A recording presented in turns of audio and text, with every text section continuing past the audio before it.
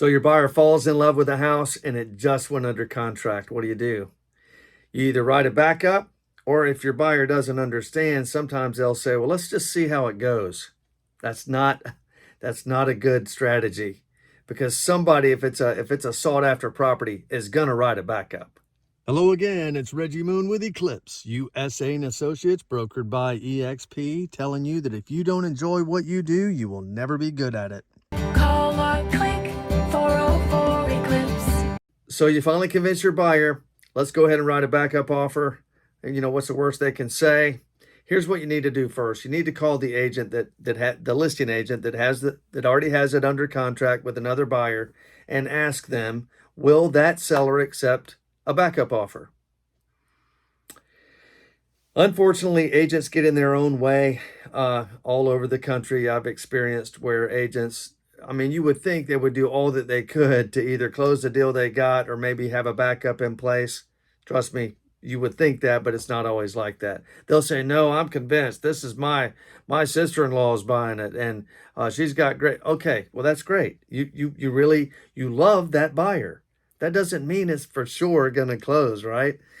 Or no, this guy's paying cash. He's an investor. He's got trillions of dollars. Well, that's good too.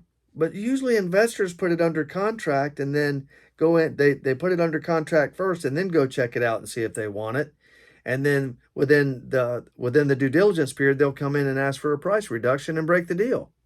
Anyway, so getting the current agent that represents the seller to accept a backup is not as easy as it may sound.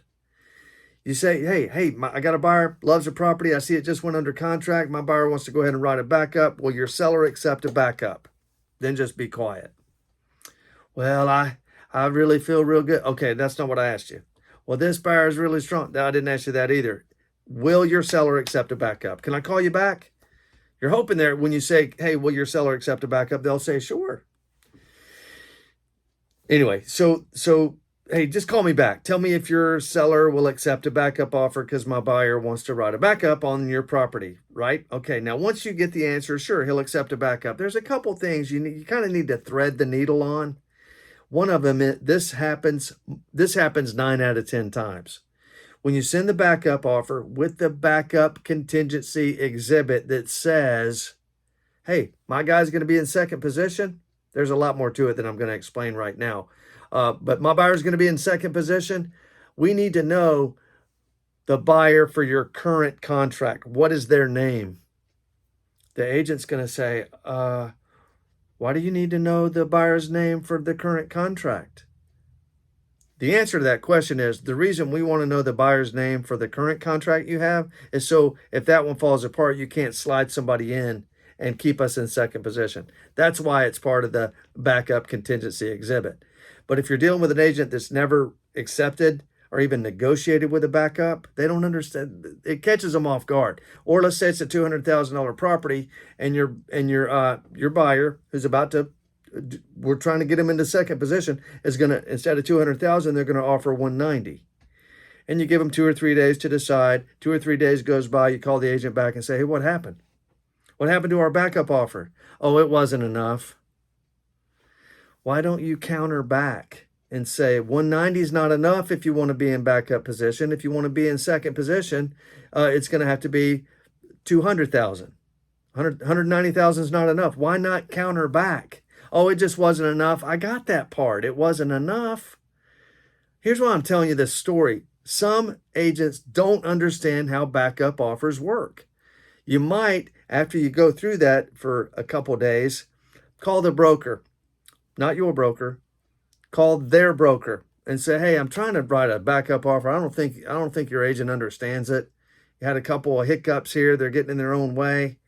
You may or may not want to do that. If they're a team, call their team leader. Say, look, I'm just trying to write a backup offer.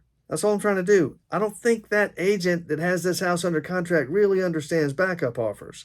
Can you help me get this one done? Those are some of the dynamics when you write a backup. Here's what you want to know. You want to write a backup if your buyer likes it. Here's what you don't want. You don't want your buyer to say, well, let's just see how it goes. Well, my crystal ball is in the shop. So I can't tell you exactly how it's going to go, but here's how it's probably going to go. So you're talking to your buyer, say, look, let's see how it goes. What? That's not a strategy. I'll tell you how it's probably going to go. Somebody else is going to write a backup, and if that primary contract falls apart, somebody else is going to go under contract, and we're going to miss out on this. So the remedy, the remedy is let's write a backup. Let's don't see how it goes. Let's make it go, or try our best to encourage that it goes, or let's do all that we can to ensure that it goes. Let's don't wait and see how it goes. I don't want to go too long on this. That's some of the dynamics of a backup offer. Look, you can call me anytime. It's Reggie Moon with Eclipse, USA and Associates, brokered by EXP.